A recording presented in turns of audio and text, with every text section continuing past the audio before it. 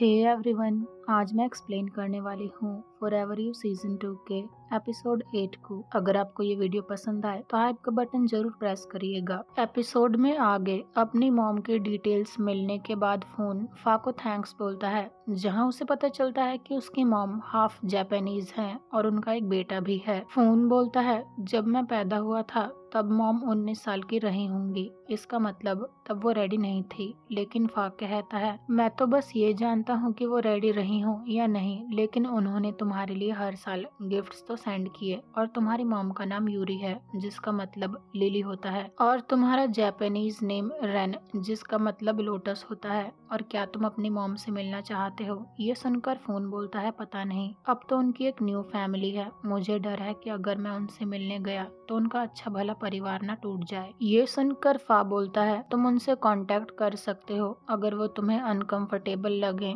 तो तुम पीछे हो जाना। तो फोन बोलता है, मैं एक बार तो अपनी मॉम से मिलना ही चाहता हूँ। अगली सुबह ये सब बातें वो अपने फ्रेंड्स को बता रहा था, जहाँ दाओ बोलता है, तुम्हें उनसे मिलने जाना चाहिए, शायद वो तुम्हें बहुत मिस करती हैं। अगर ऐसा नहीं होता तो वो तुम्हें गिफ्ट्स क्यों सेंड करती? ईस्टर बोलता है, तुम पहले उन्हें लेटर सेंड करके कांटेक्ट करो। ये आइडिया फोन को अच्छा लगता है। दाओ फोन से उसके डैड के बारे में पूछता है तो फोन कहता है, उन्हें अपने कर्मों की सजा मिल रही है और मैं अलग रहकर ही खुश हूँ। तो नॉर्थ फोन को टीज करके कहता है, पहले तो जब भी तुम्हारे डैड की बात होती थी तुम तो ऐसा मुंह बना लेते थे। ये सुनकर फोन स्माइल करके कहता है, जब मैं लाइफ में अपने लोवेस्ट पॉइंट पर था तब मैं तुम सबसे मिला और तुम सब मेरे दोस्त बने। तुम जैसे दोस्तों से मिलने के लिए मैंने अपनी सारी लक यूज कर ली। ऐसी बातें सुनकर तो ईस्टर इमोशनल हो जाता है। तो नॉर्थ कहता है, देखो देखो, ये तो रोने भी लगा। तुम्हें हमें थैंक्स बोलने की जरूरत नहीं है, बस हमारी ड्रिंक्स के लिए पैसे पे कर देना। ये सुनकर ईस्टर कहता है, सच में नॉर्थ, तुम कभी सीरियस नहीं हो सकते। तो नॉर्थ बोलता है, मैं तो बस सबका मूड ठीक कर रहा था। तो ईस्टर उससे कहता है, वैसे थैंक्स, जब फोन के डैड उसे मार रहे थे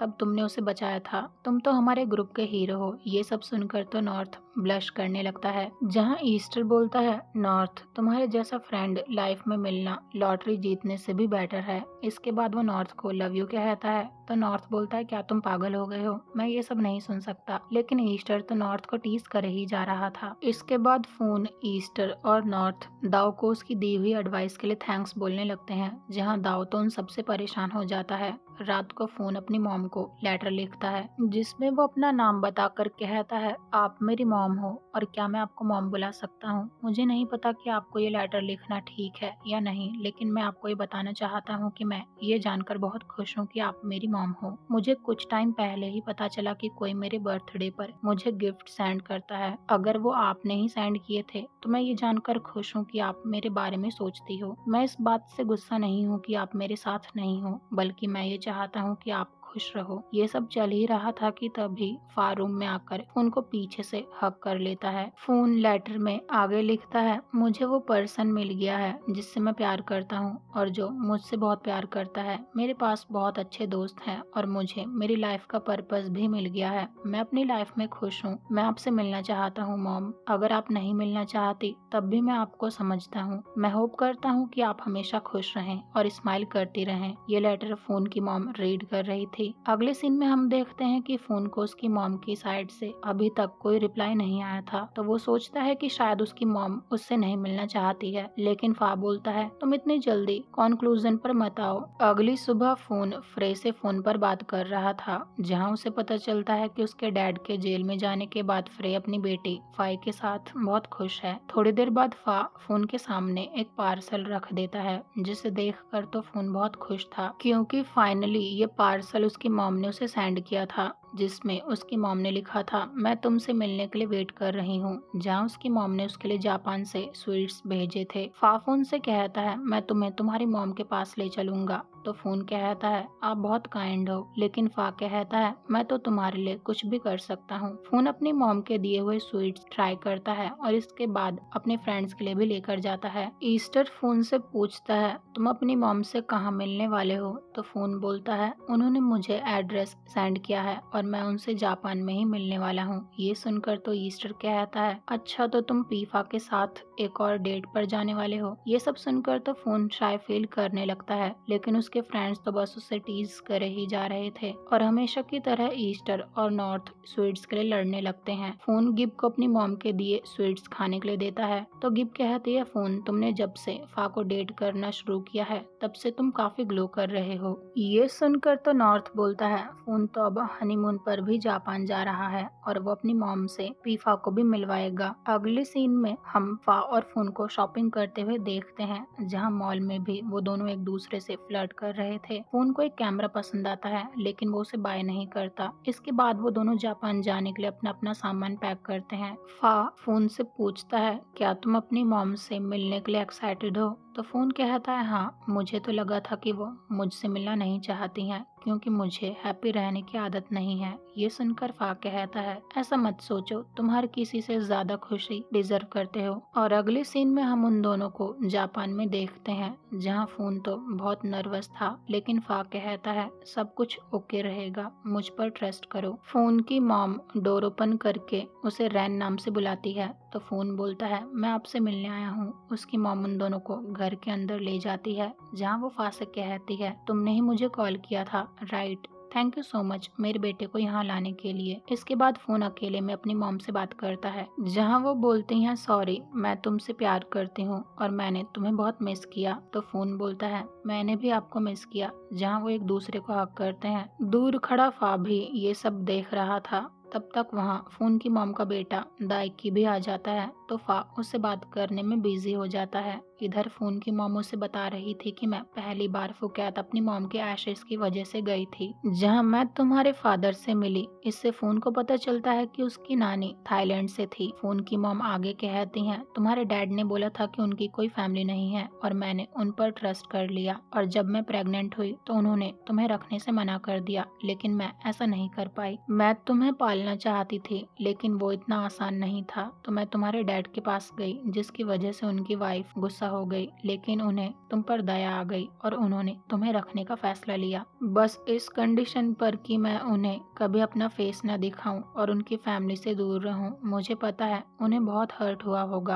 क्योंकि हमें एक ही आदमी ने धोखा दिया था। उस टाइम मुझे तुम्हारे लिए वो ही ठीक लगा। मैं तुमसे मिलने आती थी लेकिन मैं दूर ही रहती थी, इसलिए मैं बस तुम्हें गिफ्ट ही सेंड कर पाई। सॉरी, ये मेरा फॉल्ट है। ये सब सुनकर फोन बोलता है, मैं यहाँ ये डिसाइड करने नहीं आया कि कौन सही है और कौन गलत। मैं किसी को ब्लेम नहीं करता, ये सब पास्ट की बात है, इसलिए आप गिल्टी फील मत करो। तो उसकी मॉम बोलती है, मैंने तुम्हारा नाम रैन रखा था लेकिन उन्होंने चेंज कर दिया। रैन का मतलब लोटस होता है, जब वो सही जगह पर होता है वो खूबसूरत लगता है। इसके बाद वो दाइकी को फोन से मिलवाती हैं, जहाँ वो कहती हैं, ये हमेशा से एक एल्डर ब्रदर चाहता था। तो फोन बोलता है, और मैं भी एक यंगर ब्रदर चाहता था। अगले सीन में वो अपनी मॉम से बोलता है, बेशक हम साथ नहीं रहते लेकिन हम दोनों एक दूसरे के पास ही हैं, तो चाहे कुछ भी हो जाए आप मेरी मॉम हमेशा रहोगी और मैं आपका रैन रहूंगा। मैं आपसे दोबारा मिलने भी आऊंगा। अपनी मॉम को बाय करते हुए वो थोड़ा इमोशनल हो जाता है, जहाँ फोन की मॉम फा से बोलती है, रैन का ध्यान रखना। तो फा बोलता है, मैं आपके बेटे की टेक केयर और प्रोटेक्शन अपनी जान से भी ज्यादा रखूंगा। ये बोलकर वो दोनों वहाँ से चले जाते हैं।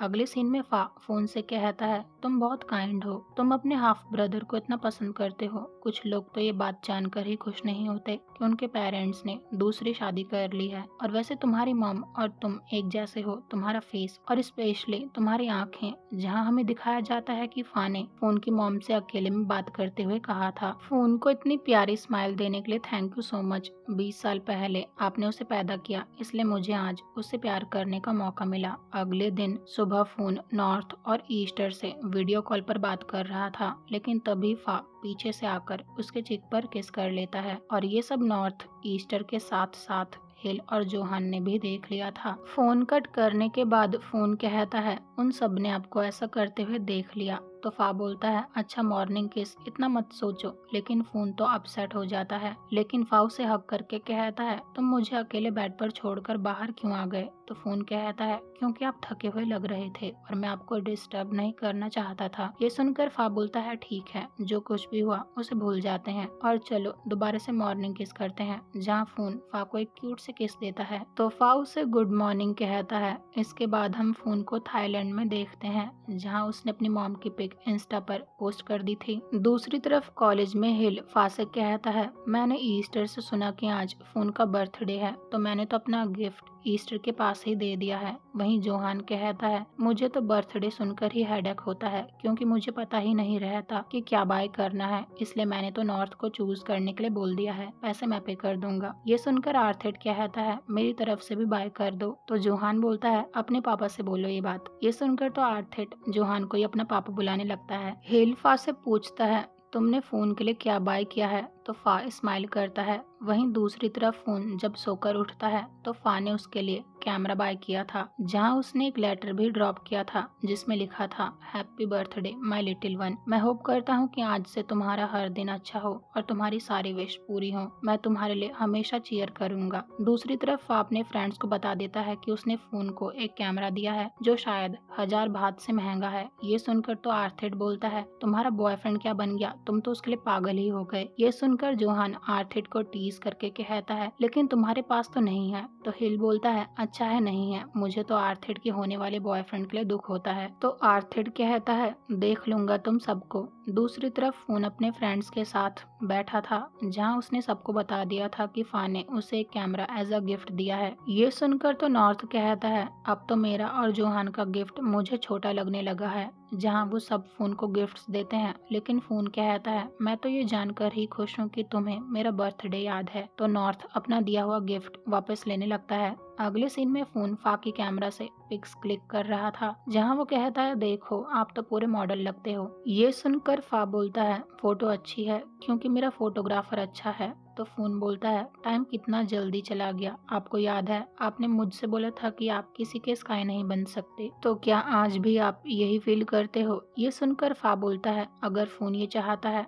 तो मैं उसके लिए कुछ भी बन सकता हूँ। वो फोन को कैट बुलाकर टीज करता है क्योंकि फोन के सारे दोस्त उसे कैट ही बुलाते हैं। तो फोन कहता है अगर मैं कैट होता और मेरी 9 लाइफ्स होती तो मैं सारी आपको दे देता। ये सुनकर तो फा उसे हैप्पी बर्थडे विश करते हुए बोलता है मेरी लाइफ की बेस्ट थिंग बनने के लिए थैंक यू सो मच। रात को हम उन सबको डिनर करते हुए देखते हैं, जहाँ दाव भी फाइनली उनके साथ आया था। फोन और नॉर्थ में ड्रिंक को लेकर चैलेंज लग जाता है कि कौन ड्रंक पहले होगा, जहाँ ईस्टर तो सबसे पहले ड्रंक होकर हिल को लव यू बोलकर सो जाता है और इसके बाद नॉर्थ बेहोश हो जाता है और फाइनली फोन चैलेंज जीत कर सो जाता है। फाउ से गोद में उठाकर रूम में ले आता है, जहां वो फोन को क्लीन करने के लिए टावल लेने जाता है, लेकिन फोन फा को जाने ही नहीं देता। वो फा से कहता है चाहे आप कितने भी अच्छे इंसान से मिल जाएं, आप मुझे कभी अकेला मत छोड़ना और कभी किसी को चेकआउट करते हुए पकड़े मत जाना। और वैसे क्या आपको किड्स पसंद है। ये सुनकर फा हाँ बोलता है। तो ड्रंक फोन कहता है मुझे भी बच्चे पसंद हैं और मैं तो पूरा घर उनसे भर देना चाहता हूँ, लेकिन आपके पास तो उनके लिए टाइम नहीं होगा और वैसे भी वो आपसे ज्यादा मुझसे प्यार करेंगे और मैं तो पापा बनूंगा और मेरे बच्चे मुझसे बहुत प्यार करेंगे और वैसे हमें उन्हें क्या नाम देना चाहिए। ये सब सुनकर तो फा को बहुत ज्यादा हंसी आ रही थी। तो वो कहता है तुम ही बताओ, जिस पर फोन बोलता है क्या आप उन्हें टाइम दे पाओगे। ये सुनकर फा कहता है मैं टाइम निकाल लूंगा और वैसे अब बहुत रात हो चुकी है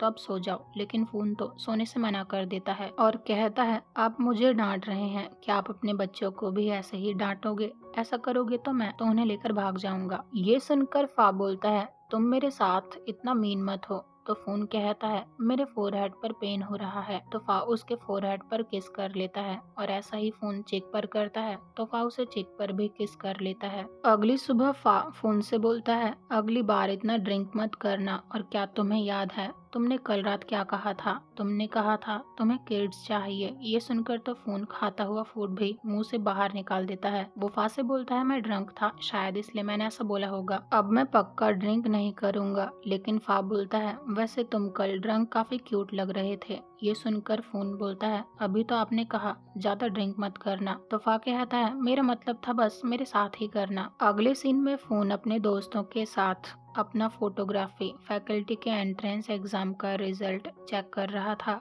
जहां उसका फैकल्टी में सिलेक्शन हो जाता है। ये देखकर तो वो सब बहुत खुश होते हैं। इसके बाद कॉन्डो में वो अपने आप को एक लेटर लिखता है, जिसमें वो लिखता है, वैसे तो मैंने बहुत सारे लेटर्स लिखे हैं, वो भी अलग अलग लोगों के लिए, लेकिन ये लेटर मैं पहली बार अपने आप के लिए लिख रहा हूँ। जहाँ वो तोरफन की फोटोज और उसका फोन एक बॉक्स में बंद कर देता है और लिखता है, थैंक यू एक स्ट्रॉन्ग पर्सन बनकर अपने पेन को एक्सेप्ट करने के लिए। इसके बाद वो फोटोग्राफी फैकल्टी में एज अ फ्रेशमैन जाता है, जहाँ उसने लेटर में ये भी लिखा था, थैंक यू अपना हार्ट ओपन करने के लिए, ताकि तुम अच्छे लोगों से इस जर्नी में मिल पाओ। अगले सीन में फोन को फा का टेक्स्ट आता है, जिसमें फा ने लिखा था, क्या क्लासेस ओवर हो गई हैं, मैं तुम्हें पिक करने आऊं। ये रीड करके फोन रिप्लाई करता है नहीं, जहां उसने लेटर में अपने लिए ये भी लिखा था, थैंक यू लव पर बिलीव करने के लिए और ये रियलाइज करने के लिए कि तुम किसी को प्यार करने के काबिल हो। फा ने रिप्लाई किया था, लेकिन क्यों, तो फोन उसे कुछ रिप्लाई करता है। दूसरी तरफ फा अपने फ्रेंड से कहता है, फोन ने मना कर दिया है कि मैं उसे पिक करने नहीं जा सकता। ये सुनकर तो जोहान उसे टीज करके कहता है, अब तो फोन फोटोग्राफी फैकल्टी में है, उसके आसपास कई लोग होंगे। ये सब वो आर्थेड से बोल रहा था और आर्थेड भी आग में घी डालने का काम कर रहा था। जहां आर्थेड बोलता है, बेचारा फा, इसकी तो लाइफ ही खराब हो गई। लेकिन हिल फा से कहता है, तुम ज्यादा मत सोचो, तुम तो जानते हो कि फोन सिर्फ तुमसे प्यार करता है। तो फा कहता है, हाँ मैं इन दोनों की बातों पर कभी भरोसा नहीं करूंगा। तभी फा को फोन का मैसेज आता है, गिब की शॉप पर मिलते हैं। तो फा अपने दोस्तों को इग्नोर करके गिब की शॉप पर जाता है, जहाँ फोन ने उसके लिए सैंडविच और चॉकलेट मिल्क के साथ एक नोट छोड़ा था, जिसमें लिखा था, क्या मैं तुमसे दोबारा मिल सकता हूँ, मुझे तुमसे बहुत जरूरी बात करनी है। ये सेम ही वर्ड्स थे जो कभी फा ने फोन से मिलने के लिए यूज किए थे। फा स्माइल करके गिब को थैंक्स बोलकर फोन से मिलने जाता है, जहाँ फोन डायरी में लिखकर उसे हेलो कहता है और लिखता है, मुझसे मिलने आने के लिए थैंक्स। फा भी सेम बात बोलता है। तो फोन लिखता है, क्या कभी आपने सोचा है, अगर मैं उस दिन टर्न नहीं होता तो आप क्या करते। ये रीड करके फा कहता है, जैसा मैंने बोला था, हम तब तक लेटर एक्सचेंज करते रहते जब तक तुम मेरे साथ कंफर्टेबल नहीं हो जाते। ये सुनकर फोन लिखता है, आप मेरा 1 साल वेट कर लेते। फा हाँ बोलता है। तो फोन लिखता है 2 साल। फा हाँ कहता है। इसके बाद फोन लिखता है 5 साल। तो फा दोबारा से हाँ कहता है। तो फोन लिखता है और 10 साल। ये रीड करके तो फा कहता है, मुझे टीज करना बंद करो, अगर मेरे 10 काउंट करने तक तुमने मुझसे बात नहीं करी तो मैं तुम्हें पनिश करूंगा। तो फोन जल्दी से बात करने लगता है, जहाँ फा उसकी तरफ प्यार से देखता है। तो फोन फा को आई लव यू कहता है। ये सुनकर फा भी आई लव यू टू बोलता है और वो दोनों एक दूसरे को पैशनेटली किस करते हैं और इनकी स्टोरी यहीं पर एंड हो जाती है। मिलते हैं अगले एपिसोड में। Thank you so much for watching.